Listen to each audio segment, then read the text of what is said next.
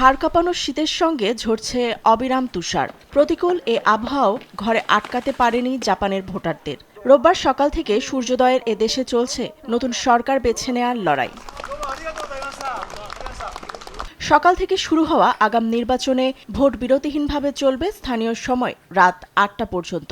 গেল ২৩ জানুয়ারি সংসদ ভেঙে ৮ ফেব্রুয়ারি আগাম নির্বাচনের তারিখ ঘোষণা দেন প্রধানমন্ত্রী সানায়ে তাকাইচি।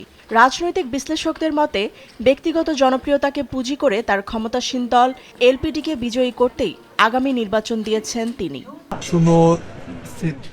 আমি চাই এলডিপি তাদের দেয়া নির্বাচনী প্রতিশ্রুতি দ্রুত বাস্তবায়ন করুক।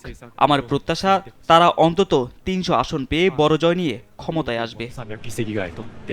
ভিগো ওয়্যার গার্ড প্রয়োজন মতো বাঁকানো যায়, অধিক চাপেও ভাঙে না। ভিগো। তাকাইচির দল লিবারেল ডেমোক্রেট পার্টি এলপিডি ও জাপানি ইনোভেশন পার্টির জোট নিম্নকক্ষে ৪৬৫টির মধ্যে সর্বোচ্চ ৩০০ আসন পেতে পারে, যা গেল বছর সংসদের উভয় কক্ষ নিয়ন্ত্রণ হারালেও এবার এলপিডির জন্য ঘুরে দাঁড়ানোর বড় সুযোগ। নিম্নকক্ষে ৪৬৫ আসনের বিপরীতে প্রতিদ্বন্দ্বিতা করছেন ১,২৮৪ জন প্রার্থী। দেশের উত্তেজনা প্রশমনে প্রধানমন্ত্রী সানায়ে তাকাইচি দিয়েছেন এক যুগান্তকারী প্রতিশ্রুতি।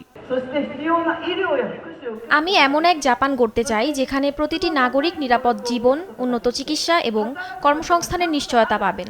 তবে স্বপ্ন বাস্তবায়নে প্রয়োজন একটি শক্তিশালী অর্থনীতি, কারণ শিক্ষা বা জনকল্যাণ যে কোনো উন্নয়নের জন্যই মজবুত অর্থনৈতিক ভিত অপরিহার্য।